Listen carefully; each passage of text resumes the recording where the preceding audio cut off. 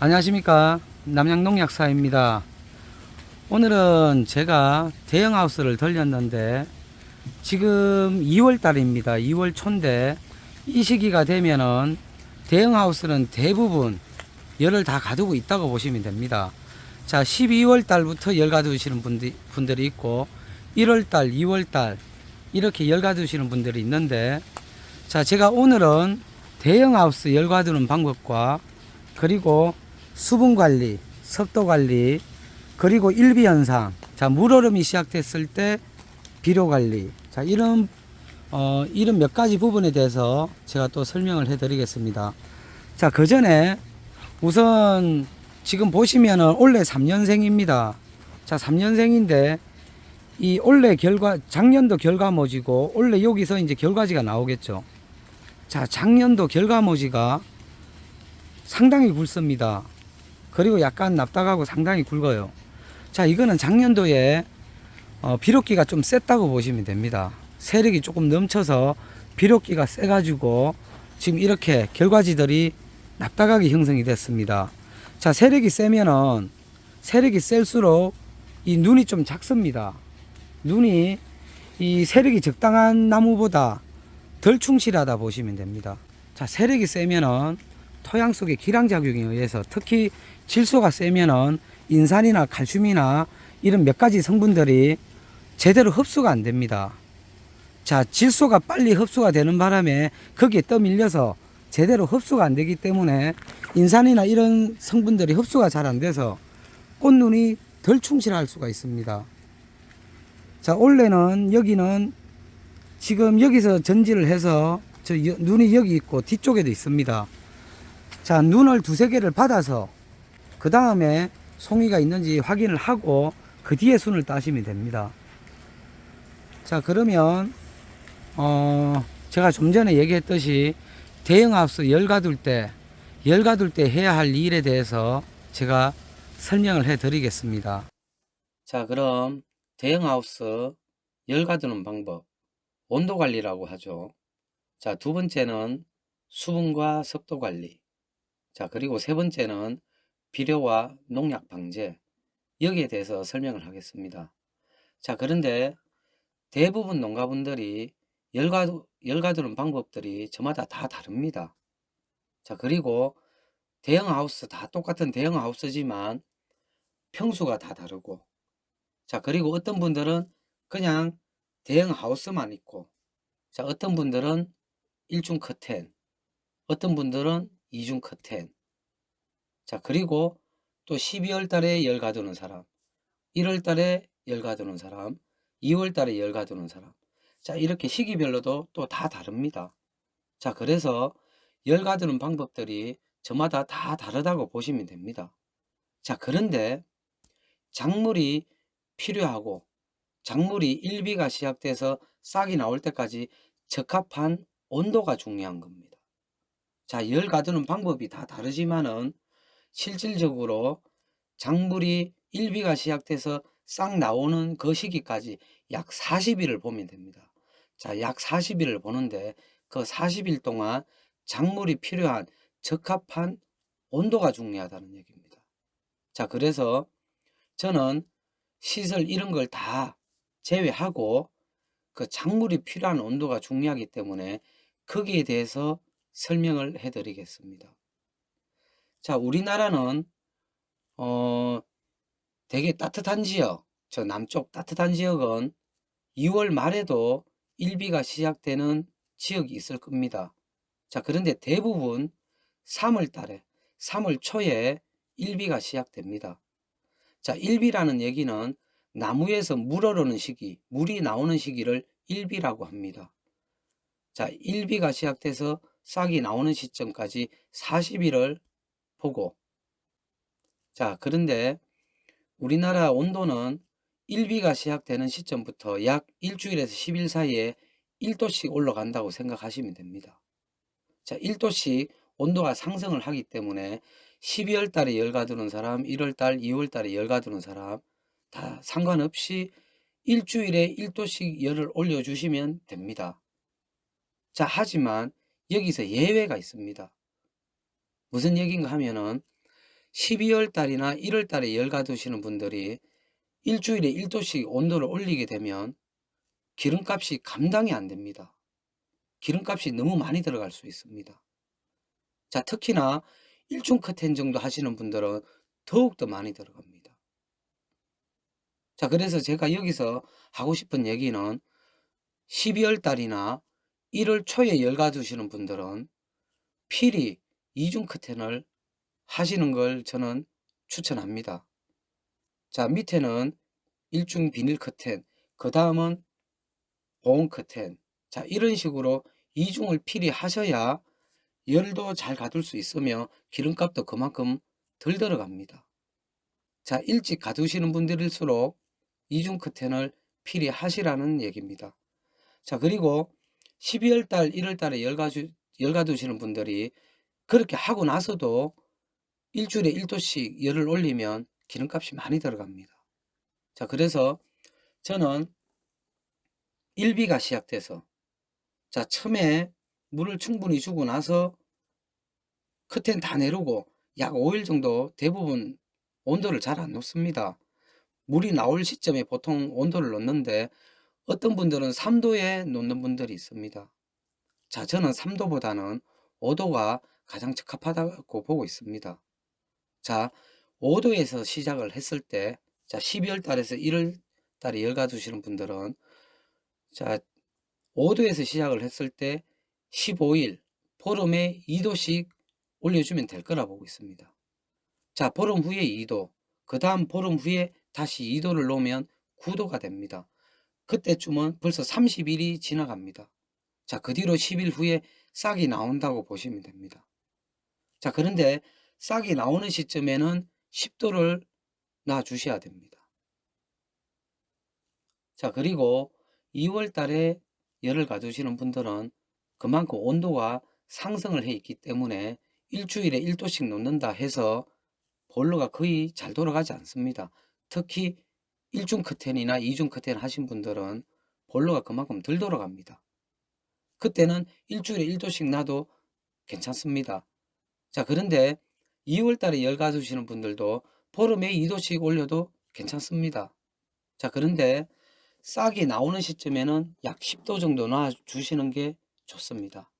자, 그런데 어떤 분들은 싹이 나올 때까지 그냥 온도를 거의 안 올리시는 분들이 있습니다. 어떤 분들은 7도, 8도만 놓고 그냥 놔두시는 분들이 있습니다. 자, 그렇게 하면은 이 싹이 나와도 약하게 나오고 송이가 그만큼 충실하지 못할 수도 있고, 그리고 싹이 나오는데 편차가 많이 생길 수가 있습니다. 자, 편차가 많이 나는 이유는 그만큼 온도가 낮기 때문에 수분이나 양분 이동이 늦다는 얘기입니다. 수분이나 양분 이동이 원활하지 못하기 때문에 그만큼 약하게 싹이 나올 수 있습니다. 자, 근데 10도 정도 놓으면은 그만큼 지온도 12도 이상 올라갈 거고 하우스 내부 온도가 10도 이상 올라가 있는 상태입니다. 평균 12, 13도 이렇게 올라가기 때문에 그만큼 수분과 양분 이동이 원활하게 이루어지기 때문에 눈 쪽으로 양분 이동이 잘 돼서 싹이 건강하게 튼다는 얘기입니다. 자, 싹이 건강하게 터야 송이도 그만큼 건강하게 물고 싹이 고루 비슷한 시기에 싹이 고루 튼다는 얘기입니다. 자, 그래서 싹이 트는 시기에는 약 10도 정도 놔주시는 게 좋습니다. 어떤 분들은 13도, 14도 놓는 분들도 간혹 있습니다. 그렇게 놓으시면 나중에 우짤할 수 있기 때문에 그거는 그렇게 놓는 것보다는 10도 정도가 적합하다고 보고 있습니다. 자, 그리고 열을 가두는 시점에는 측면 개폐기를 다 내려놓는데 싹이 나오는 시점까지 측면 개폐기를 거의 여시면 안 됩니다. 자, 천정 개폐기하고 이 커튼만 열었다 닫았다 하시면 됩니다. 자, 근데 천정 개폐기가 열리는 그 온도는 30도에서 32도를 보편적으로 놓는데 30도 정도 놓으면 적합하다고 보고 있습니다. 자, 30도 정도에 열렸다가 자, 다시 닫게야 되겠죠. 열리면 다시 온도가 떨어집니다. 즉 떨어지면은 26에서 27도 정도에 다시 닫히게 하시면 됩니다.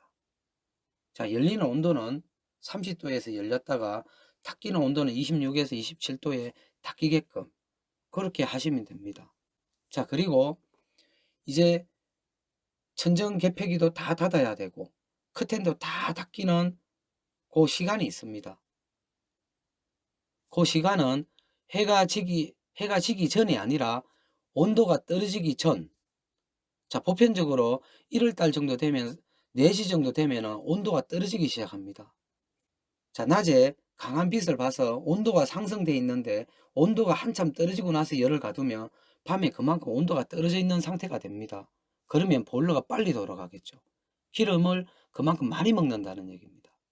자, 그래서 온도가 떨어지는 시점 약 4시쯤에 다 닫아 주시라는 얘기입니다. 자, 2월 달에는 4시에서 4시 반 사이에 다 닫아야 됩니다. 자, 온도가 떨어지는 시점에 무조건 닫아 주시라는 얘기입니다. 그래야 밤새 그만큼 온도를 오랫동안 가다 놓는다는 얘기입니다. 자, 온도는 이런 식으로 관리를 하시면 될 거라 보고 있습니다. 자, 그리고 두 번째는 수분과 습도 관리입니다. 자, 대형하우스 열을 가두는 그 시점에 물을 충분히 주셔야 됩니다. 자, 예를 들어 마삭기가 심하고 물 빠짐이 잘 되는 토양은 저녁에 물을 틀어서 아침에 끄셔도 됩니다. 자, 그것도 점적으로 주셔야 됩니다. 그리고 보습력도 어느 정도 가져가고 물 빠짐이 적당한 토양, 이런 데는 4시간 이상 한 6시간 주셔도 됩니다. 자, 이렇게 물을 충분히 주셔야 됩니다. 자, 점적으로 주셔야 땅속 깊이 물이 내려갈 수 있습니다. 자, 그렇게 하셔야 한밭 안에, 이 밭조건 한밭 안에 물이 고루 들어가야 지온도 고루 상승을 합니다.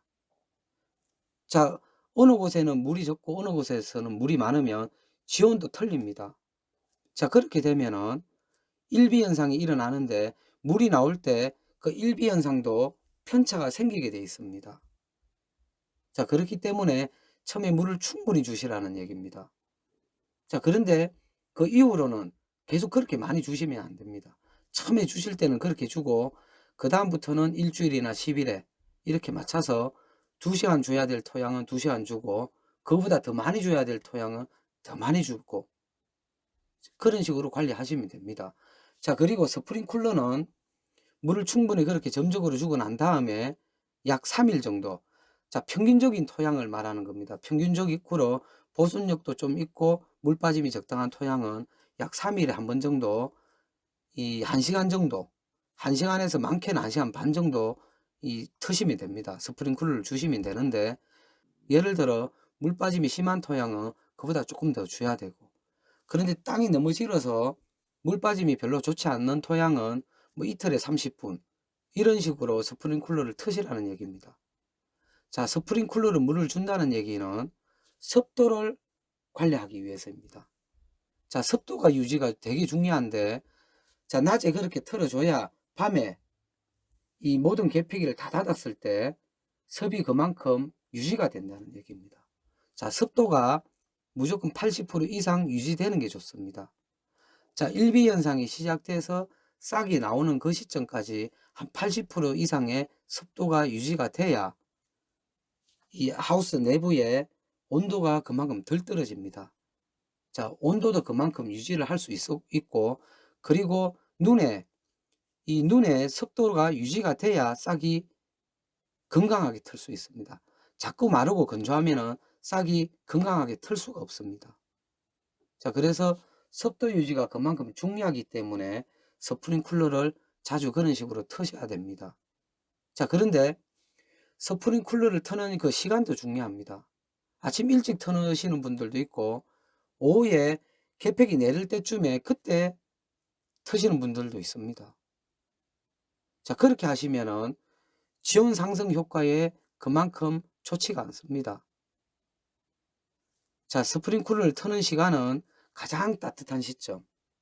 예를 들어 밭이 좀 커서 하우스가 좀 커서 두 번을 나눠줘야 된다 이러면은 12시쯤에 먼저 털고 그 다음 1시쯤에 털고, 자, 이렇게 해서 가장 따뜻한 시점에 스프링쿨러를 틀어야 이 수분이 약간 데펴집니다. 그만큼 지온 상승도 빨리 올라갑니다.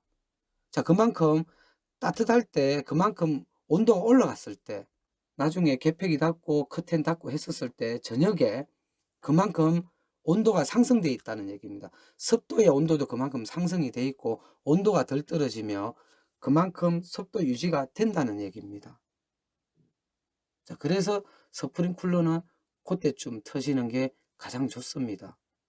자, 습도는 아침에 대형 하우스에 들어갔을 때 그때 이 느낌에 몸에 꿉꿉한 느낌이 들어야 됩니다. 어느 정도 꿉꿉한 느낌이 들어야 그만큼 습도가 유지가 됐다 생각하시면 됩니다.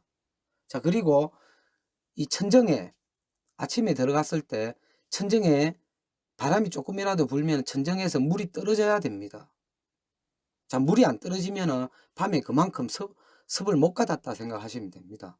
그만큼 하우스 내부 안에 건조해진다 생각하시면 됩니다. 자, 습도를 받았을 때는 아침에 들어갔을 때 천정에서 물이 떨어져야 되고 몸에 꿉꿉한 느낌이 들어야 됩니다. 자, 안경을 쓰고 들어갔을 때는 바로 안경에 습이 꽉 차야 됩니다. 앞이 안 보일 정도로. 자, 그 정도로 습도를 유지를 하라는 얘기입니다. 자, 습도계를 넣어놓으면 가장 좋습니다. 습도계를 넣어놓고 확인하고 하시는 게 가장 좋고, 그런 게 없을 경우에는 금방 제가 얘기했듯이 이 몸에서 꿉꿉한 게 느껴져야 되고 천정에서 물이 떨어져야 된다는 얘기입니다. 자, 그런데 싹이 나올 때는 천정에서 물이 떨어지면 안 되겠죠. 그때는 조금의 환기가 들어가야 됩니다.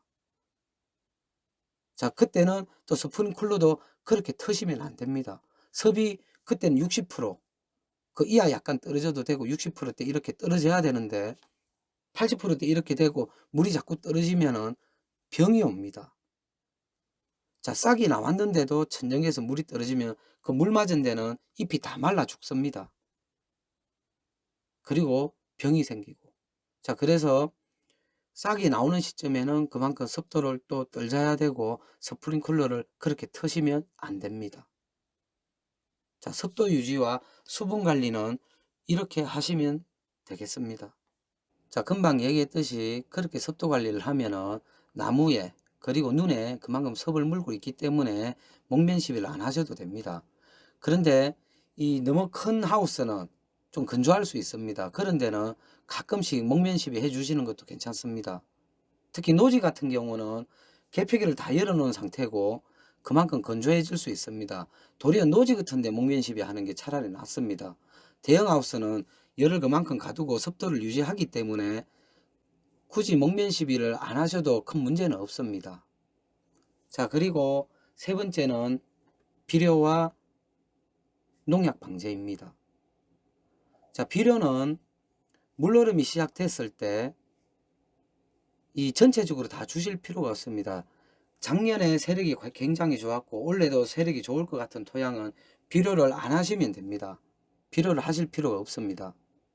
자, 그런데 작년에 무리하게 달았다든지 아니면은 환경 조건에 의해서 세력이 많이 떨어졌다든지 요런 데는 그 약한 나무만 보고 비료를 주셔도 됩니다. 복합 비료. 자, 질소는 저는 15%대, 10%대 그 중반, 그리고 인산은 10% 이하, 그리고 가리도 한 10% 정도, 그리고 칼슘도 한 5에서 6% 정도 들어있으면 좋을 거라고 보고 있습니다. 자, 그런 계열의 복합 비료를 이 전체적으로 약하다 싶으면 전체적으로 뿌려주시고, 그리고 세력이 괜찮은 나무가 있는데 중간중간에 약한 나무가 있다 이러면 그 약한 나무만 복합 비료를 뿌려주시면 됩니다. 일비가 시작됐을 때 하시면 좋습니다. 자, 비료는 그렇게 관리를 하시면 되고, 그리고 이 농약 방제입니다. 자, 농약 방제는 자, 대형 하우스는 열을 가두고 나서 한 약 15일에서 20일, 자, 늦어도 20일 정도 되면은 제일 먼저 보이는 게 나방이 보입니다.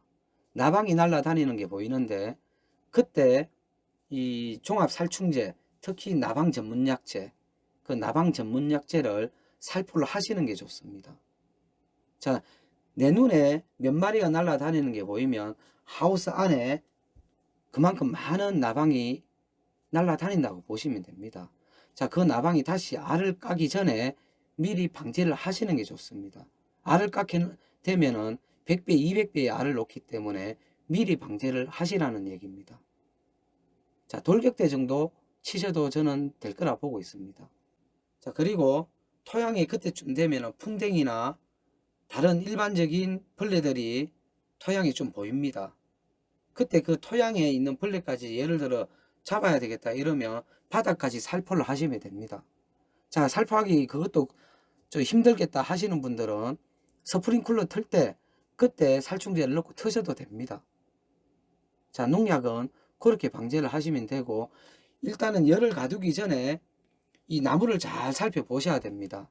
나무에 무슨 곰팡이, 흰색 곰팡이 같은 게 보이면 그게 곰팡이가 아니라 가루깍지벌레라 생각하셔야 됩니다. 그래서 그런 나무는 껍질을 다 까보셔야 됩니다. 껍질을 까보시고 그 안에 깍지벌레가 있으면 열을 가두기 전에 깍지벌레 약을 필히 방제를 하고 열을 가두시면 됩니다. 그리고 나서 물이 그치고 싹이 나올 시점에 그때 좀 건강하게 나오기 위해서 나르겐 정도 쳐주셔도 됩니다. 자, 나르겐 정도 싹이 나오기 전에 쳐주시는데 HB나 아니면 바이플러스나 그런 효소 계열, 효소 계열하고 나르겐하고 섞어서 쳐주셔도 됩니다. 자, 그렇게 해서 눈에 그만큼 양분을 좀 먹고 싹이 나올 때 건강하게 나오게끔 해 주셔도 된다는 얘기입니다. 자, 그리고 마지막으로 싹이 나오려고 하는 그 시점, 그때 종합 곰팡이약, 깍지벌레, 나방약을 방제를 하시면 되겠습니다. 자, 오늘은 첫 번째 온도 관리, 두 번째 수분과 습도 관리, 자, 세 번째 비료와 농약 방제, 자, 이렇게 설명을 해 드렸습니다. 다음에 제가 또 언제가 될지는 모르겠지만 또 다음에 제가 시간이 되면은 좀 더 좋은 내용으로 찾아뵙겠습니다.